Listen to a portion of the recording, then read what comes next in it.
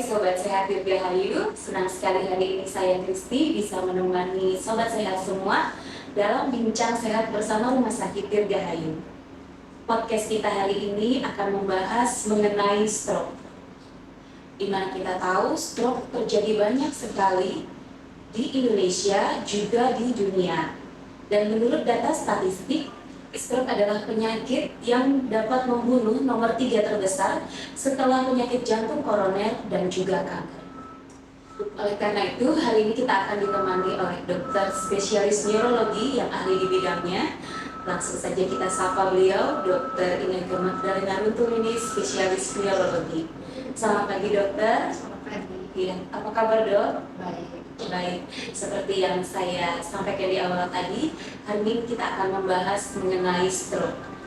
Jadi untuk memulai obrolan kita hari ini, mungkin dokter bisa menjelaskan kepada sobat sehat semua apa yang dimaksud dengan stroke. Baik.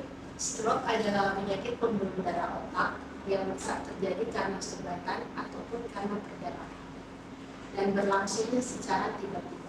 Stroke ini sendiri ada faktor penyebab yang bisa menyebabkan orang tersebut bisa terkena stroke. Apakah karena tekanan darah tinggi, atau gula darah tinggi, ataupun penyakit jantung, atau ada penyakit yang namanya dislipidemia atau kelebihan kolesterol dalam darah atau lemak dalam tubuh. Baik, itu tadi ya dok. Berarti bisa disimpulkan bahwa stroke adalah penyakit yang bisa datang secara mendadak ya dok. Dan tadi mungkin sudah sepintas juga disampaikan oleh dokter beberapa faktor penyebab apa saja yang bisa menyebabkan stroke. Di antaranya hipertensi tadi ya dok, kalau saya dengar, diabetes mellitus, kemudian dislipidemia. Dislipidemia adalah keadaan di mana kolesterol dalam darah itu tinggi ya dokter ya, yang mungkin biasanya pada awam disebut dengan penyakit kolesterol, begitu ya dokter. Baik, mungkin pertanyaan selanjutnya dokter, biasanya di umur berapa saja sih stroke ini bisa muncul dok? Untuk penyakit stroke sendiri, dia bisa mengenai di semua kalangan usia. Tetapi untuk beberapa kasus memang menyerang di usia yang rentan dengan terjadi penyakit darah tinggi. Tetapi untuk insidensi yang pasti terkena stroke itu di usia yang fix itu belum ada dijelaskan umur berapa. Jadi sekarang dengan berkembangnya makanan-makanan yang cepat saji, anak-anak pun bisa terkena stroke. Orang tua bisa terkena, jadi semua kalangan usia bisa terkena stroke untuk saat ini. Baik, berarti kalau disimpulkan gaya hidup seseorang juga menentukan masa depannya ya dokter. Bisa diartikan penting juga untuk melakukan screening awal mungkin di usia-usia muda untuk mengetahui kondisi terkini keadaan kesehatan seseorang. Maka itu mungkin bisa seseorang melakukan MCU berkala agar mengetahui misalnya kadar kolesterol yang dialami saat ini, tekanan darah, dan juga mungkin gula darah yang bisa memicu terjadinya stroke di kemudian hari ya dok. Ya, dan juga bisa dikatakan berarti harus ada penyakit penyerta terdahulu sebelum terjadi stroke ya dok. Baik, itu sobat sehat semua, pentingnya kita untuk melakukan screening kesehatan. Di Rumah Sakit Dirgahayu juga memiliki layanan medical check up di mana sobat sehat semua bisa melakukan screening kesehatan agar di kemudian hari kita bisa mengkontrol kesehatan kita agar kita bisa sehat lebih lama. Baik, pertanyaan berikutnya dokter, untuk stroke sendiri apakah penyakit yang bisa diturunkan kepada anak dan cucu kita? Baik, untuk stroke sendiri memang ada beberapa penyebabnya, salah satunya genetik juga. Jadi gen dalam keluarga, misalnya ada keluarga yang terkena stroke, di keturunan sesudah itu kemungkinan bisa juga ada yang terkena stroke. Genetik juga mempengaruhi. Baik, Artinya siapa saja bisa terkena stroke, dan orang-orang dengan generasi terdahulu yang sudah terkena stroke lebih rentan untuk terkena stroke ya dok. Berarti lebih penting untuk orang-orang yang memiliki riwayat-riwayat terdahulu, orang tua, mungkin kakek atau nenek kita mengalami stroke, harus lebih aware ya dok terhadap dirinya, harus lebih menjaga lebih ketat agar tidak ikut terkena stroke di kemudian hari ya dok. Baik, pertanyaan selanjutnya dokter, bagaimana sih mengidentifikasi seseorang itu terkena stroke? Apakah ada gejala awal yang khas yang bisa kita kenali dan bisa kita pastikan bahwa seseorang itu terkena stroke? Untuk gejala stroke ini biasanya itu akan dipicu oleh banyak hal. Oleh karena itu kita harus tahu apakah sebelum di dalam satu keluarga itu ada yang memiliki penyakit stroke sebelumnya atau tidak. Nah, untuk kita tahu, kita juga harus rutin mengecek tekanan darah setiap orang. Nah, kita cek tekanan darah. Untuk pemeriksaan tekanan darah, saya pikir banyak tensi-tensi yang digital yang bisa men-screening ya, yang bisa kita beli sendiri untuk di rumah. Tetapi untuk penyebab lainnya itu bisa juga karena gula darah tinggi. Nah, untuk gula darah tinggi mungkin ada baiknya kita memeriksakan ke laboratorium untuk pemeriksaan, untuk men-screening ada tidak yang memiliki penyakit gula darahnya, diabetesnya. Karena biasanya untuk stroke ini penyebab yang paling sering itu ada dua, yang memiliki tekanan darah tinggi dan memiliki gula darah tinggi. Jadi yang punya hipertensi atau yang punya diabetes. Karena itu untuk yang berusia di atas 40 tahun ke atas sebaiknya memeriksakan kesehatan baik tekanan darah tinggi atau laboratorium itu secara berkala per 6 bulan. Nah, bisa datang ke rumah sakit Dirgahayu untuk memeriksakan laboratorium. Dan untuk yang sering sakit kepala, nah kalau kita di rumah sakit itu mempunyai layanan CT scan kepala ya untuk men-screening adakah sesuatu yang terjadi di dalam otak. Karena stroke ini sendiri kan ada dua, ada yang sumbatan, ada yang perdarahan. Oleh karena itu kita bisa mendeteksi yang mana stroke sumbatan, yang mana stroke perdarahan dengan CT scan. Di rumah sakit Dirgahayu kita bisa menggunakan layanan seperti ini. Apakah layanan itu bisa digunakan dengan BPJS Kesehatan atau layanan umum yang secara pribadi. Baik dokter, jelas sekali tadi sudah banyak disampaikan informasi mengenai stroke, bahwa tanda-tanda dan gejala, kira-kira orang itu mengalami stroke atau bukan. Jadi dari situ dokter, misalnya sobat sehat semua menemukan salah satu anggota keluarga, tetangga atau orang-orang di lingkungannya mengalami gejala serupa, kira-kira apa yang harus dilakukan untuk pertolongan awal dokter? Baik, biasanya gejala yang tiba-tiba pasiennya jatuh gitu, karena kelemahan anggota gerak. Hal yang pertama yang kita lakukan, pasien harus dalam keadaan duduk supaya dia tidak terbentur kepalanya, karena nanti takutnya kalau terbentur dia bisa menyebabkan penyakit lain lagi di dalam otak.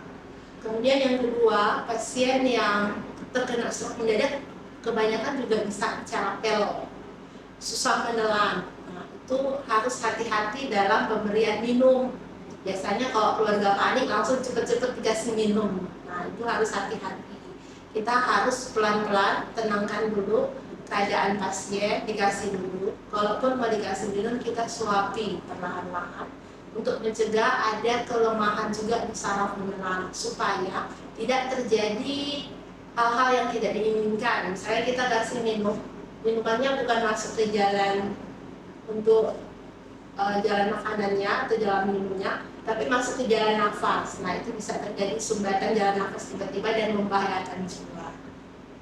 Kemudian untuk pasien yang tiba-tiba pingsan, nah itu harus hati-hati juga. Jangan buru-buru pasiennya kita langsung bopong ke sana kemari. Kita tidurkan dulu. Kita apabila pasien itu menggunakan seperti ada ikat pinggang, kita buka untuk supaya pasien itu bisa bernafas dengan baik. Kemudian untuk pasien yang tiba-tiba tidak sadar, kita harus segera menghubungi apakah ada kontak untuk, biasanya ada kontak darurat yang bisa kita hubungi ke puskesmas terdekat atau ke kontak darurat untuk ambulans. Nah, itu harus segera dibawa ke rumah sakit untuk mendapatkan pertolongan pertama. Apalagi kalau pasien dalam keadaan tidak sadar dan ada riwayat hipertensi, nah harus hati-hati apakah pasien itu terkena stroke atau penyakit lainnya. Oleh karena itu segeralah langsung dibawa ke instalasi gawat darurat. Nah, di rumah sakit Dirgahayu terbuka layanan gawat darurat 24 jam yang bisa mensupport, menolong untuk masyarakat yang memiliki keluhan penurunan kesadaran. Baik, menarik sekali dokter. Berikutnya, mungkin ini pertanyaan yang banyak timbul di kalangan masyarakat. Untuk seseorang yang sudah mengalami stroke, dokter, apakah stroke ini akan bisa hilang atau akan bertahan seumur hidup, dok? Baik, untuk stroke ini sendiri memang sudah penyakit yang akan menetap seumur hidup. Jadi pengobatannya juga harus seumur hidup, tidak boleh hanya berobat sebulan, 2 bulan dan berhenti. Karena yang pertama, pengobatan stroke ini sendiri ada obat rutin, obat bulanan yang harus diminum secara rutin. Untuk apa diminum obat rutin bulanan? Supaya tidak mencegah stroke berulang. Itu yang pertama. Dan yang kedua, pasien yang mengalami stroke misalnya dengan kelemahan anggota gerak, dengan menelan yang agak sulit, bicara yang sudah sulit, harus dirutinkan untuk fisioterapi. Nah, di rumah sakit Dirgahayu juga ada pelayanan untuk fisioterapi secara rutin. Nah, terserah dari pasien akan menggunakan BPJS atau layanan umum juga bisa. Dan intinya untuk stroke sendiri ini pengobatannya sudah seumur hidup. Untuk menghilangkan tidak bisa, tetapi mengontrol gejalanya bisa dengan obat dan dengan pelayanan fisioterapi. Karena biasanya pasien stroke ini yang tidak rutin fisioterapi itu cenderung akan mengalami kecacatan menetap seumur hidup. Oleh karena itu harus rutin untuk kontrol rutin ke dokter saraf, fisioterapi rutin ke dokter habilitasi. Baik, cukup jelas dokter, itu tadi penjelasannya bahwa sobat sehat semua mungkin memang benar lebih baik mencegah daripada mengobati. Jadi sejak awal mari kita bersama-sama rutin untuk screening kesehatan kita. Dan untuk sobat sehat yang sudah mengalami penyakit stroke, jangan khawatir karena sudah dijelaskan dokter tadi, Rumah Sakit Dirgahayu memiliki layanan neurologi di mana akan menunjang atau mensupport sobat sehat semua yang sudah mengalami penyakit stroke untuk dapat mempertahankan bahkan meningkatkan kualitas hidup ya dokter ya, dengan seperti layanan yang sudah dijelaskan tadi, fisioterapi dan pengobatan secara berkala. Dokter, pertanyaan selanjutnya, untuk stroke sendiri dok, ada berapa macam sih dok? Apakah stroke itu ada tingkatan-tingkatannya? Mungkin dokter bisa share untuk sobat sehat semua. Ya. Baik, untuk stroke ini sendiri dibagi dalam 2 bagian besar, stroke penyumbatan dan stroke perdarahan. Nah, stroke penyumbatan itu sendiri dibagi lagi menjadi 2, stroke emboli dan stroke tromboli. Kalau stroke emboli ini biasanya dia terjadi pada pasien yang mempunyai bekuan darah di pembuluh darah jantung. Jadi bekuan darah di pembuluh darah jantung itu naik sampai ke pembuluh darah otak. Hanya terjadi stroke emboli. Kemudian untuk stroke trombotik itu penyumbatan di pembuluh darah arteri yang mensuplai darah ke otak. Nah, biasanya untuk stroke sumbatan ini bila penyumbatannya tidak besar, pasien itu masih dalam keadaan sadar biasanya. Gejalanya, gejala untuk kelumpuhan separuh badan, bicara pelok, kesemutan, kebas, penglihatan kabur. Berbeda dengan stroke perdarahan. Nah, stroke perdarahan ini sendiri banyak macam. Salah satunya itu misalnya ada stroke perdarahan intracerebral, itu perdarahan yang terjadi di jaringan pembuluh darah otak. Kemudian ada juga yang namanya stroke perdarahan subarachnoid, itu perdarahan yang ada di pembuluh darah dekat dengan permukaan otak. Nah, itu kalau untuk stroke perdarahan biasanya pada umumnya pasien nyeri kepala hebat tiba-tiba kemudian ikuti dengan pingsan. Dan biasanya untuk stroke perdarahan pada usia muda itu biasanya disebabkan oleh aneurisme, itu seperti pelebaran pembuluh darah. Meskipun sebelumnya tidak mempunyai riwayat hipertensi, apabila misalnya orang tersebut memiliki varian pembuluh darah otak yang tidak seperti biasanya, agak berbeda bentuknya, nah itu bisa gampang melebar pembuluh darahnya sehingga bisa memicu terjadi perdarahan. Apalagi biasanya dipicu dengan cepat tuh kalau ada trauma. Baik, sahabat sehat, kita lanjut ke pertanyaan berikutnya. Untuk dokter, apakah ada tips untuk mencegah stroke, dok? Baik, untuk pencegahan stroke ini sendiri, yang pertama harus kontrol rutin tekanan darah tinggi. Yang kedua, berolahraga secara rutin minimal 3 kali seminggu, durasinya 30 menit. Kemudian rutin juga mengecek kadar gula darah dan kadar lemak dalam darah. Yang keempat, rajinlah mengkonsumsi sayur dan buah. Karena ada penelitian dengan rajin mengkonsumsi sayur hijau ternyata bisa mencegah terjadinya stroke. Kemudian yang keempat, hindari stres. Karena ternyata stres juga bisa akan memicu terjadinya stroke. Oleh karena itu untuk kehidupan, untuk aktivitas sehari-hari penting sekali itu adalah mengontrol tekanan darah. Jadi mau umur berapapun, usia berapapun, ada baiknya kita harus rutin mengontrol tekanan darah.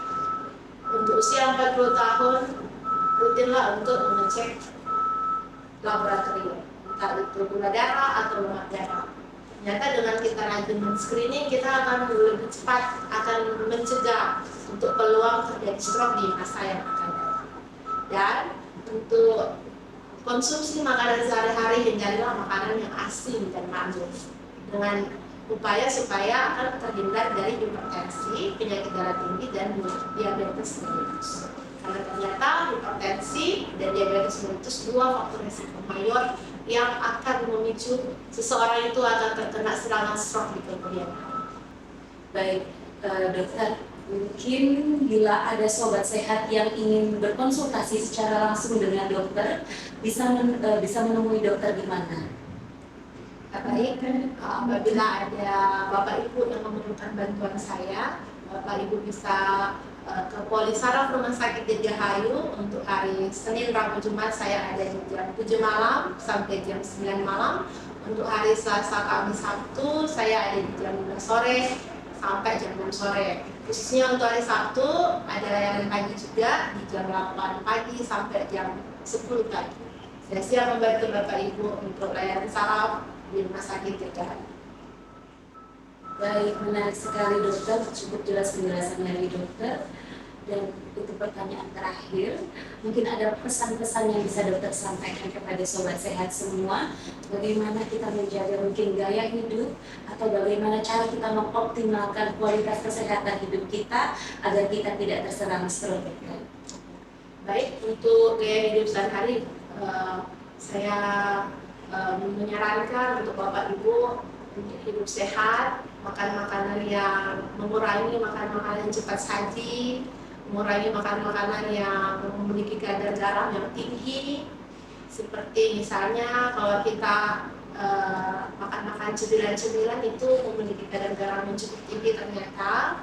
Kemudian biasanya untuk orang Kalimantan Timur suka mengkonsumsi ikan asin. Nah, mungkin untuk ikan asin, untuk penggunaan konsumsi ikan asin harus ditakar ya, karena mungkin dengan kebiasaan gaya hidup ternyata ikan asin itu ternyata bisa menaikkan tekanan darah tinggi. Maka oleh karena itu ada baiknya kita mengatur agar penggunaan juga ikan asin dikurangi seminggu mungkin sekali ya, jangan setiap hari.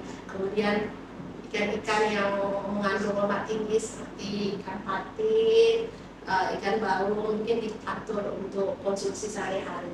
Kemudian yang paling penting juga adalah berolahraga secara rutin. 3 minggu 1 kali, dalam 1 minggu 3 kali ya, dalam 1 minggu itu minimal 30 menit.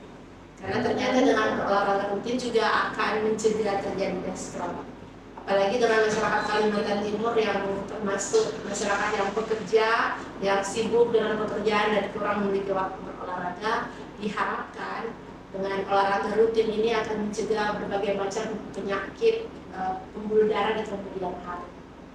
Dan yang paling penting adalah seringlah mengecek tekanan darah dan laboratorium supaya bisa terscreening apakah ada kelainan yang memicu akan terjadi stroke di kemudian hari.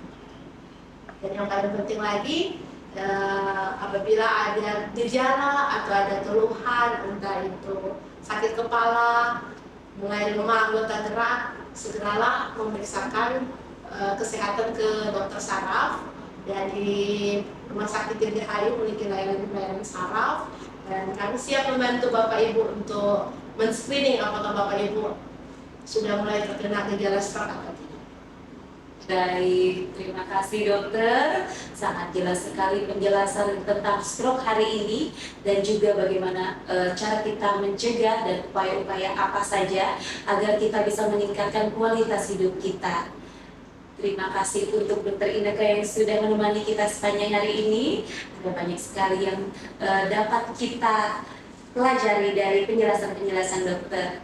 Sobat Sehat Dirgahayu, demikian podcast kita hari ini. Jangan lupa ikuti kami di podcast-podcast berikutnya. Akan ada banyak sekali perbincangan-perbincangan dengan dokter-dokter ahli di bidangnya agar kita bisa tahu bagaimana cara kita menjaga kualitas hidup kita dan bagaimana cara kita untuk menjaga kesehatan kita dan keluarga kita. Terima kasih untuk kebersamaan kita hari ini. Selamat pagi dan salam sehat.